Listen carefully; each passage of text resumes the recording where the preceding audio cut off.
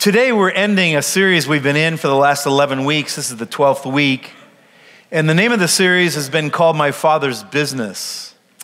And the reason we called it that is because we believe that the God of the universe is not absent. He's not a passive absentee landlord who got the world spinning thousands of years ago and hasn't been involved. He's actually a God who's deeply involved. In fact, if you think about it, that's the heart and soul of this thing we call Christmas.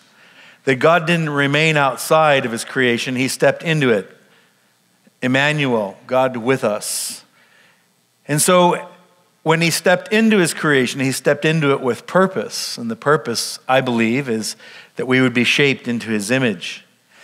Around here at the South Campus, both campuses actually, have you noticed just all the babies? There's like babies are us. They're everywhere.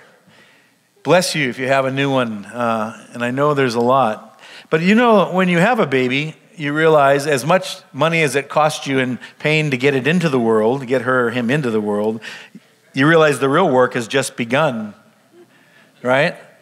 That work because they don't remain babies for very long. They're cute, but they don't stay there very long. And so what begins is this thing called parenting, where a parent, I believe one of the best definitions is shepherding the soul of my son or my daughter. That's my job description as a mother and a father. I'm called to shepherd my child's soul. The school and so forth and gym class and sports will shape his body and shape his or her mind, but I believe it's the job of the parents uniquely to shape the soul. I'm not going to trust the state to do that. I'm not even going to trust Cross Hill Christian School I'm not even going to trust the church to do that. I'm glad if they partner with me, but that job falls on me as a father and a mother. And so this morning we're going to wrap up this series with this idea. Now, out of Isaiah 9 is the famous scripture that's read at our programs and every Christmas. In fact, it's probably one of my favorite passages of Christmas. And I'm going to read you the first part, and then I'm going to back up for just a second. But in Isaiah 9, this is the part we listen to. Nevertheless, he says, that time of darkness and despair will not go on forever. And it's almost like we have to ask ourselves, who's he talking about? What's the darkness he's describing? Well, he's describing a time of darkness in the nation of Israel. And this passage was written 700 years before the birth of Christ. 7 full centuries before this baby was born in Bethlehem. He says, the land of Zebulun and Naphtali will be humbled, but there will be a time in the future when Galilee of the Gentiles, which lies along the road that runs between the Jordan and the sea, will be filled with glory. And the people who walk in darkness will see a great light. For those who live in a land of deep darkness, a light will shine. So there's this promise of light coming into a dark place. Now, what was that dark place? In chapter 8, just the chapter before, he gives us a little bit of context. If you read the whole book of Isaiah, you'll get a much more complete picture. But it was a time of political darkness. It was a time of economic darkness. It was a time, above all, of moral darkness because they'd walked away from God. This is written to the people of God. This is written to the Jews. It's for us, but it's written to them primarily. It was a time when they had walked away from God and they were living in the dark place that they found themselves in as a result. Here's kind of how Isaiah would describe it in chapter 8. So in this place of darkness, they began to ask for advice. Unfortunately, they were looking for advice and counsel in all the wrong places. When someone tells you to consult mediums and spiritists, so they were consulting basically witches and spiritists. They were consulting fortune tellers. Tell me how to get my way out of the mess that I've made for myself. Should not a people inquire of their God, Isaiah asks? Why consult the dead on behalf of the living? In other words, the people they were consulting had no life to offer, no light to offer. Consult God's instruction and the testimony of warning. If anyone does not speak according to the word, they have no light of dawn. Distressed and hungry, you will roam through the land. When they are finished, they will become enraged, and looking upward, they will curse their king and their God. And so in their place of darkness and in their place of destitution, their response is to consult their peers and ask advice from people who have no life in them. And when that doesn't work, they curse their politicians and they curse God. And they will look toward the earth and see only distress and darkness and fearful gloom, and they will be thrust into utter darkness. Sounds pretty depressing. And then Isaiah would pick it up one more time in verse 9 with this incredible promise. Again, 7 centuries before it came to pass. For to us a child is born, and to us a son is given. And the whole government will be upon his shoulders, and he will be called Wonderful Counselor, Mighty God, Everlasting Father, and the Prince of Peace. You know, all these babies that were born, have you ever gotten a birth announcement? Right? And in the birth announcement, right, you get a picture of her with a giant bow in her little bit of hair, or the kid with, overalls on or something, right? And basically in that birth announcement, you get a picture. He weighed 7 pounds, 10 ounces, and he was 23 inches long. That's about all you get. Because no one puts in a birth announcement, hey, he's going to be a concert pianist, right? Or she's going to be a CPA, or he's going to be the principal one day of CrossFit. You don't get any of that because you have no idea. Isn't it crazy that God sends out his birth announcement and he already describes what the son's going to do and be? He's going to be a wonderful counselor, everlasting Father, Prince of Peace, mighty God. And then he says, and he will rule with fairness and justice from the throne of his ancestor David for all of eternity. And the passionate commitment of the Lord of heaven's armies will make this happen. He's describing something here that this Messiah is going to be for us, which is a counselor, first of all. And a counselor is someone who helps you figure things out when you find yourself in darkness. I liken a counselor, forgive me if you are one here this morning, because this is going to sound a little kind of earthy and organic, but I liken a counselor to a tow truck. Have you ever just been driving down some country road at 11 o'clock at night and you're just shred your tire and there's no one around to help you?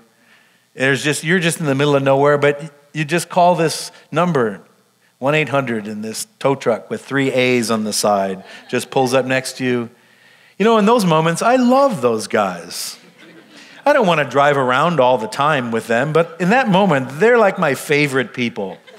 You know why? It's because they're going to get me. They live to get me and people like me unstuck, out of the ditch and back on the road.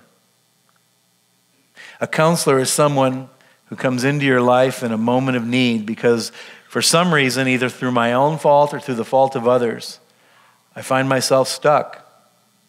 The people here in Isaiah chapter 8 found themselves stuck because of their rebellion, because of their stubborn, stiff-necked hearts. And yet God in his mercy pulls up beside them. The worst thing in the world would be, you ever had the tow truck driver kind of a smart aleck that pulls up next to you when you're stuck? Kind of says, oh, driving a little too fast there, huh, kid? Shut up, just change the tire, man. That's what I pay the fees for. What are you doing out here in the back row? When's the last time you replaced those tires? Isn't it awful when they kind of just rub it in your face a little bit, right? God just shows up and says, stuck? I'm going to give you a baby. I mean, who can fight with a baby? Who's going to wrestle with a baby? But it's a stumbling block because some people want a warrior king, and God says, no, I'm going to start with a baby. Oh, God, is that the best you got, baby? Yeah, well, just hold on for a while because he's going to turn out to be a wonderful counselor. See, when you're stuck, you need a word that is a wise word that turns into a healing word that actually turns into a word of freedom for you. Can I say that again? When you and I are stuck, we need someone with a wise word. Not just any old word, a wise word, a powerful word that becomes a healing word, that becomes a word of life to me, a redemptive word. This morning, I'm going to ask a friend to come up in just a minute who's going to share a little bit of a story with us, her story. And in John chapter 10, Jesus now as an adult is having a conversation with religious people who found it hard to believe they could ever be stuck because of their pedigree, because of their background. And he says, I tell you, Pharisees, he says in John 10, anyone who does not enter the sheep pen by the gate, but climbs in some other way, he's a thief and a robber. So this one who comes close to you, Jesus is saying, there's someone who is not there to help you get unstuck. He's there because he wants to steal. The one who enters by the gate, however, it is the shepherd of the sheep. The gatekeeper opens the gate for him, and the sheep listen to his voice. That shepherd calls his own sheep by name, and his sheep follow him, and he leads them out. And when he's brought out all his sheep, he goes on ahead, and they follow because they know his voice. There's something about this shepherd and these sheep, the relationship, that these sheep are at rest because they know the shepherd's voice. Anybody ever here deal with sheep? Some of you may have sheep on your property, but sheep are pretty docile creatures. They're pretty good at following. On the other hand, have you ever had a few goats in your backyard? They're good at eating poison oak, but they're not into following. They're good at eating your blackberries down and anything else you leave out. But they're not the kind of things that want to be herded very easily. And he says, my sheep will never follow a stranger. In fact, they'll run because they do not recognize a stranger's voice. Jesus used this figure of speech, but those Pharisees did not understand. So Jesus said to them, listen, I tell you the truth, I am the gate for the sheep. All others who have come before me, he said, come because they're thieves and they're robbers. But the sheep have not listened. I am the gate, and whoever comes in through me will be saved. They'll come in and go out and find pasture. And then he lays out this passage. He says, I want to tell you something. This thief, this enemy of your soul, comes to steal and to kill and to destroy. This enemy of your soul comes for one reason and one reason only, because he's a thief. He's stealing something that belongs to you and I. And then Jesus counters it with, but you know what? I've come so that you might have life, and life more abundantly. You ever had the enemy steal something that didn't belong to him, but he tricked you into it? And you didn't realize it until it was too late? That's how thieves work. I generally don't realize it until it's too late. They're already gone, but then I go around and lock all the doors just to feel better about myself. But I left that door open, and a thief took advantage of that. My laptop disappeared from my car. My bike disappeared from my front yard. We've had those feelings, right? I left it out. Shoot, what was I thinking? And a thief was just walking the neighborhood, seeing what was available to take. Now, one more passage that describes the character of this thief. In John 8, he's still arguing with these religious people. And he said, you know what? If God were your father, you would love me. You'd recognize me because I've come here from God, and I've not come on my own, but it's God the Father who sent me. Why is my language, why are my words, why is my voice so hard for you to hear? Because you're unable to hear. And then he throws down some difficult truth to these religious people. The reason you're unable to hear is because you belong to your father, the devil. If Jesus was on a popularity contest tour or trying to get elected for president, that is not the thing you say to the gathering at the train stop. You belong to your father, the devil. He was slapping them in the face with the reality of these two invisible kingdoms. And he says, and you want to carry out your father's desires. He was a murderer from the beginning, not holding to the truth, that there's no truth in him. And when he lies, he speaks his native language, for he is the father of all lies. You hear what he's saying here? He's saying that the thief comes to steal and to kill and to destroy, and the way he gains access to our lives, to our marriages, to our goods, to our health, to our families, to whatever you believe is valuable, is through the lie. I believe as a pastor, and I'm not a theologian, but after all the years in ministry, I believe the only weapon the enemy has is the lie. Because once I believe a lie, it becomes empowered. A lie only has power if I believe it. People can lie to you and I all day long, and it makes no difference if I don't believe what they're saying. They're just words. But once I believe what they're saying about me, about my wife, about my life, about God, about everything, all of a sudden those words have power to manipulate me. You ever been around somebody that had an irrational fear of something? A fear of water, a fear of elevators, a fear of crowds, a fear of, sushi, whatever it is, right? But have you ever been around somebody that just said, oh man, that just freaks me out? Why, have you had a bad experience with an elevator? Well, no, but there's just something about that cube and that going up and down thing that just, it's irrational. It can't be explained. But what's happened is I believe something about that experience that has moved me to a place of emotional change, of fear. I'm no longer at peace. Racism, prejudice, anger, unfree, all those things are rooted in this idea that I believe something about somebody or something else that has moved me emotionally and even maybe physically. And Jesus said he's the father of lies. And then he said, but I've come that you might have life and life more abundantly. There's two languages in the world, in the cosmos we live in. One is the language of truth, which is the language of Jesus. And there is the language of our enemy, which is the lie. And there's no middle ground. There's no neutral ground. So this morning, I'm going to ask my friend Paula to come up. And we're going to just I want to illustrate this a little bit with you so you have an idea maybe of, well, what does this look like in real life? And Paula, you recognize, works with our women's ministries and does some counseling and works. But as a profession, what do you do? What is your life taken up with besides, well, maybe family first? Family first, for sure. My 3 beautiful children and 4 grandchildren. That's most important. That's my claim to fame, right? But I am a health coach. So helping people just find the best in themselves and be who they were created to be. Yeah. What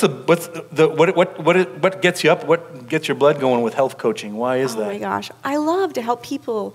I like to speak into them and help to see what they've kind of given up on, and just for them to begin to transform and have joy again and see what's possible and just enjoy life. Yeah. So your story, we've chatted a little bit, obviously, before this, but your story that you're going to share today began about 4 years ago with an experience that you were in a conference, and you weren't there necessarily, it wasn't a Christian conference per se, but God began to speak to you. How long have you been a believer, by the way? Oh gosh, well, probably since I was like 7. Yeah. So kind of raised in a Christian home. Yep, my parents became Christians right in that time. They were radically saved when they were in their early 30s, and and after that it was all being raised in a Christian home. So back to the conference. You're in this conference and you're there because it's a business thing? Yeah. And the guy's talking, but what happens?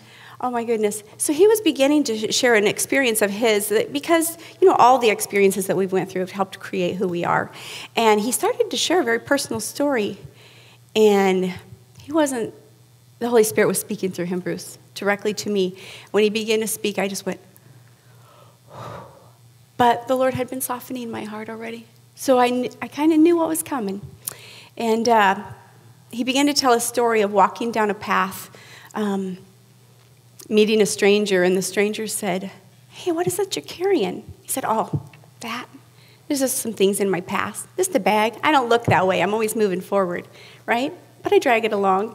It's there. Can't get rid of it. And the stranger said, today's the day. I want you to turn and face that. And he started talking. I was like, oh, goodness. It was to me, Bruce, through a complete stranger, a business setting, that the Holy Spirit was coming and saying, Paula, it's time. And I was like, no, I'm good. I'm going forward. That's where it is, and it can stay there. I can't do anything about it. And just that voice saying, turn around and face the pack. And Lord, you don't know what you're asking. That's too big. We've kind of dealt with this as best as we can, and that's good to stay. And then it was, I take that pack, dump it out. Lord, those aren't things I want to ever see. I don't want to look at them. I don't want to talk about them. Can we just, keep going forward? And as I did what my heart wanted to do, but I was afraid, dumped out that. And you just see all these painful objects, if you could just think of them as like circles with spikes. Paula, pick up the biggest one. I can't. God, that's too big.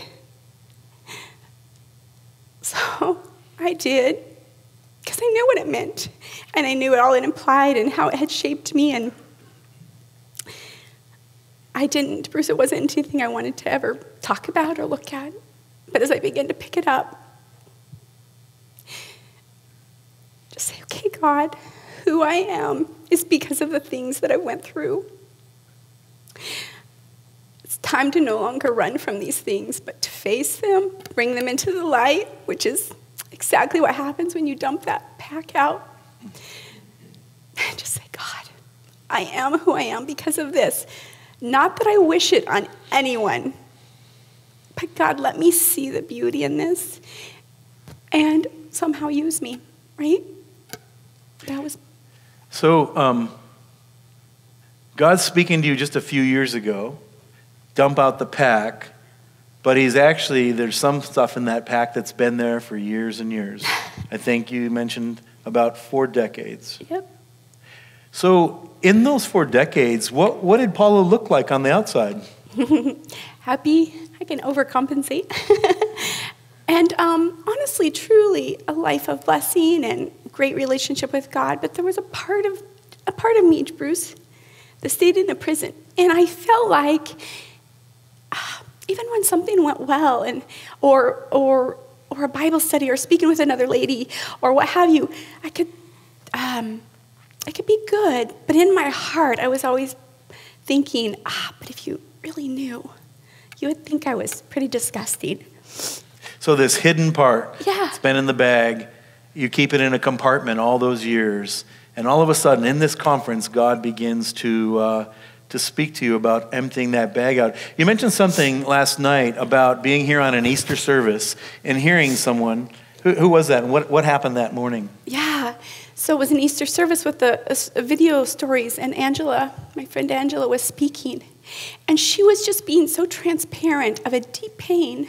And God had brought healing, and it was a process. And I looked at Wes, and he knew a little bit. I'd never told him everything. And I said, babe, someday I want to be up there. But I don't even know how God could ever do that because it's just too private. And but I was touched because she was speaking to me, and she was reaching a lot of other people in this room. Mm. So what's the truth that somehow in this compartment is a whole bunch of shame and fear and this turmoil emotionally and hiding? So what's the truth that so truth and grace begin to be applied to your life? What's the truth that God began to bring out that he was calling you to face? What have you been hiding? What was the secret? Yeah, he was, my story, right? Mm-hmm. Yeah, so 7, 8 years old, my parents became Christians, all in. And within about a year and a half, I'm the youngest of 3. 7 years old older is my sister, and then 5 years old is my brother. So kind of almost raised alone a little bit. But my brother was killed in an accident, and they were fairly new Christians, and so it really rocked, I guess, our world, because obviously, it's your whole family. Not too long thereafter, my sister got married, and so all at once we went from this jovial, wonderful family where everyone hung out, everyone came to my parents' house. They were great people, and to an empty house of sadness. Mom was struggling. Dad probably was too, but it was really a lot of sadness. But at my sister's house, I loved her. She was my little idol, my sissy. How many years between you? 7 years. 7 years. Yeah. So she kind of, I don't know. She was one who read me stories at bedtime. I don't know. Mom probably did too. I just remember my sister, and she was my rock and the one I would confide in and everything. And so I just hung out with them more and more. And my brother-in-law became a brother. I was like the little sister, and I got to tag along, and they loved me, and I did fun things, and I just got really close with them. I spent a lot of time with them, much as I could, actually. And but over time, something changed. I guess something changed, and he didn't see me as a little sister anymore. And I remember the moment or the day in my life that was forever changed. It was, Bruce, it was just so alone and embarrassed and humiliated and private pain. It's like the only one that I could have or ever would have told would have been my big sister. But I couldn't. How could I tell her something like that? So I just held it inside, but I felt, I was feeling very trapped. There was no way out because my parents had already went through so much. My sister was my rock. It's like I couldn't tell anyone because it would destroy everyone's life. So I just smiled and I just kept quiet, which gave the enemy more stronghold, right? Yeah, so this idea right there of the enemy, more power over you, this secret now that you have that mixed with the fear of telling anybody for fear of being, of wrecking something. Yeah. And then so your relationship with this sister that you were close with, what happens then over in the 10 years that followed that? Yeah. Well, of course, I felt like I would betrayed her, right? I would felt to blame. So I pulled back a little bit. And then there was a point where I needed to, I got a little bit older and I started finding my own strength within myself. And I went and I talked to my parents, and I couldn't bear to speak out loud the things, so I couldn't say much. All I wanted to say was just enough to make the stop. Because I felt, even though it'd been a long time since anything had happened, I still felt like I belonged to this person, like he controlled me, like I was a slave. Yeah, it was weird. It was in my head. Even though you had no contact, really? No, not for quite some time. But when I spoke, I only spoke enough just to make it stop, but I couldn't utter I couldn't. I didn't feel like I could. But because of that, it gave the ability for him to spin a story that was so far from the truth. But it put him in a good light. And I knew that. I remember being told, Paula, it's not about you. If your sister can forgive, nobody else has a right to hold any grudges. Okay, so I would go home from college on holidays, and we just smiled, and we were just a happy family, right? Because I was told I didn't have a right to have any bad feelings or to stay away. I just wanted to stay away. But Bruce, it was really interesting because I did feel to blame. And so I was literally okay taking all that on because I felt like, that's okay. I'm only one person. And they have their family. These children have their daddy. That's good. My parents are fine. I just wanted to die because I kept thinking, if I go away, everyone else's life, because I'm the common denominator of this. So I really kind of owned the blame, and I felt okay with that. What do you think in that moment? The enemy is, we just read earlier, the father of lies. He comes to steal, to kill, and to destroy. So this man is a perpetrator, but now he continues this pain keeps on because you're locked into this guilt and this shame. And what does the voice of God and the voice of the enemy sound like in that moment? I mean, you're kind of describing it what blackmail, Yeah, in my heart, that's how it felt. Yeah, and the enemy, he had a perfect storm, right? He had a perfect storm. I wasn't going to speak. I would take it to my grave to put what I thought was protecting everyone, from it. But Bruce, it's not the innocence that I lost. Is that the enemy took something much more precious. That was my sister. Your relationship with your sister. Yeah, because with that story came so much hurt and hate, and rightly so. I lost the most important thing. So what was stolen from you is not only your own innocence, but then also a relationship that was dear to you. Yeah. So fast forward all the way up to the last year or so, and God begins now to heal this. He begins to sort of rearrange the events in your mind and speak truth to you about, Paula, here's what really happened. Here's how I see it. What's happened in the last year in a place of counseling and so forth and with God? Yeah. Grace and truth have come into play. Yeah. Bruce, there are so many places of people have so many areas of shame that have locked them in a prison. And I don't think we know what to do with it, because when there is trauma, we get stuck in that place. And we can't see it from any other perspective of being a child.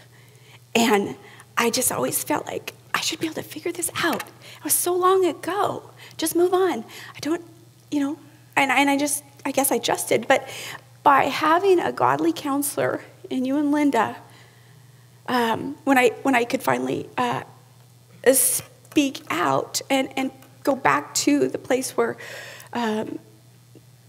the pain happened, I guess, for you guys to see it from a whole different perspective was crazy cool. Like God's word, and that the enemy had one purpose. He had one purpose, and that was to shipwreck the faith of a young girl. But, he really, sorry about the tears, but he really was my rock.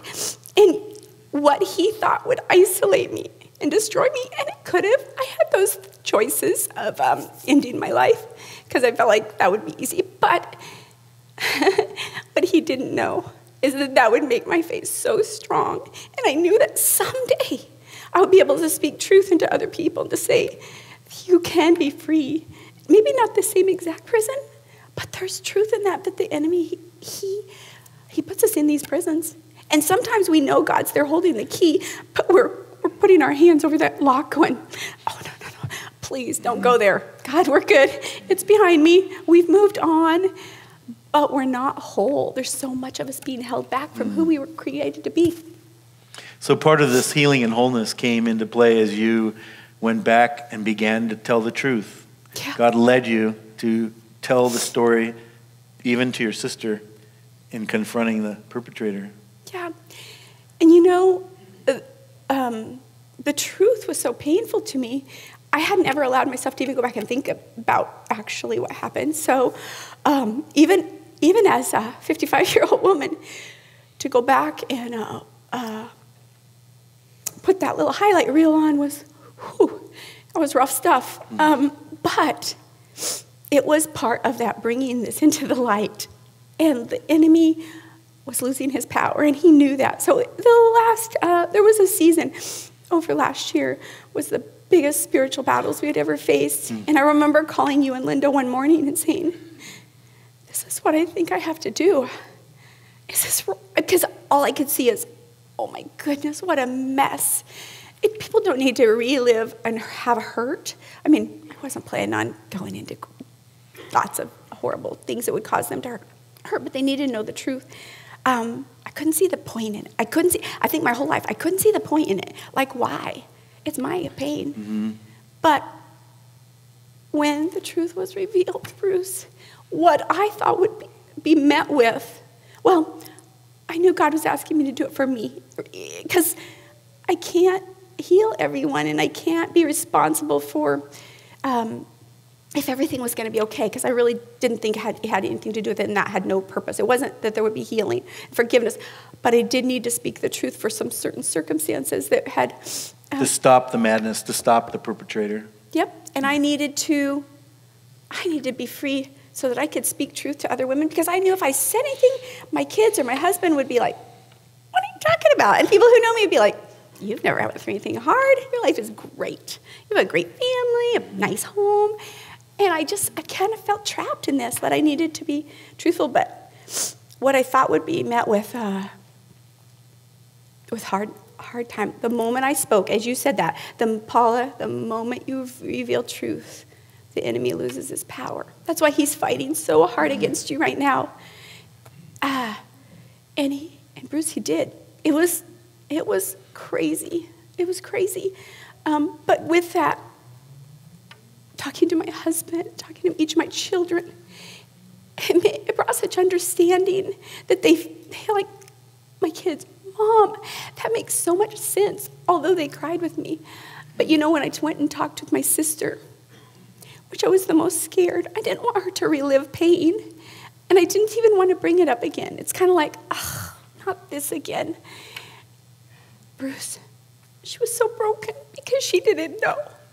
And she was also caught in the trap because this person had also allowed and watched for 20, 30, 40 years of her hating her sister and being okay with that. And I said, sis, you were the only one who I could go to, but I couldn't hurt you. And she, again, it kind of took us back to children. And of course it's painful. I don't mean to say it's not. It's a process. But to have a sister again, we held each other and we hugged. She said, I didn't know. It's the beginning of healing. Yeah, it's been cool. So here you are on the other side, still working through all the issues and so forth. Has it been worth it? Someone out here maybe is sitting here thinking, like you thought, this happened a long time ago. Why turn over these rocks now? Yeah. And is there a time when it's just too late, or is it never too late? Oh man, it's never too late.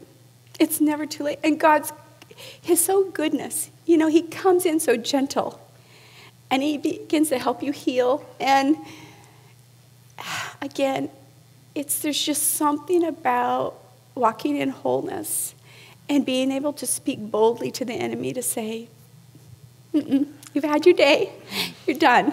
And now my purpose is not to just break free, but my purpose now is to walk into those prisons, Bruce, and bring people by the hand and say, it's long enough. It's long enough. It's time for your freedom and healing.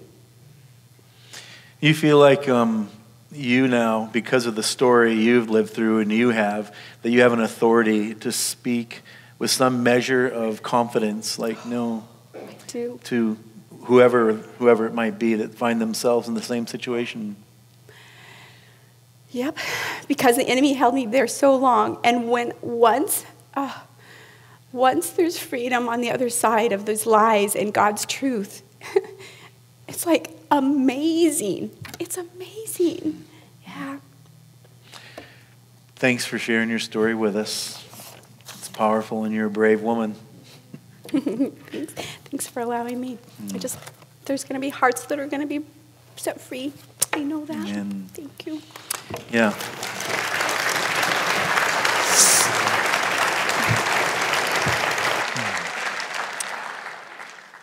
You know, it's easy to lose our way. It's easy to get to a Christmas season and think it's about lights on a tree or camels in the backyard or Black Friday or even being together as family. But we need Christmas because we need a Savior. So the story you just heard may seem like a little bit like too raw for a soft, warm season. But listen, this baby Jesus was born because he was destined to go to a cross. This baby was born in a cute little manger, according to all of our Christmas cards and Hallmark, where a star shone over it and so forth. But this baby at Christmas was born to go to a rugged cross where he would be brutally murdered for the sins of the world. And my heart as a pastor is that we would wrap our minds around that, because it's only in wrapping our minds around that that we can truly worship in a way that he is worthy of.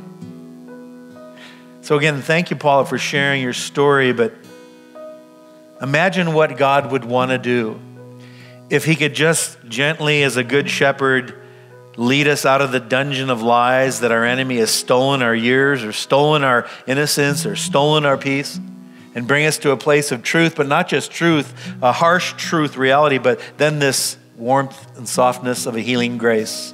Jesus Christ came full of grace and truth. No truth, no grace. Grace without truth is just sappy sentimentalism. But man, grace and truth together set us free. As you come and pick up these elements here this morning, this is what they represent. They represent truth and grace. Broken bread, spilled blood, body and blood shed for us. That harsh truth ushered in an incredible grace for us. So as you come this morning and you pick up those elements, I don't know where you're at. I don't know everybody in the room, but maybe there's a place where God wants to meet you in a place of truth, not to shame you or to expose you or to destroy you. On the other hand, to heal you by his grace. Would you pick these elements up in reverence as we take together? When everyone is served, we'll finish and take together.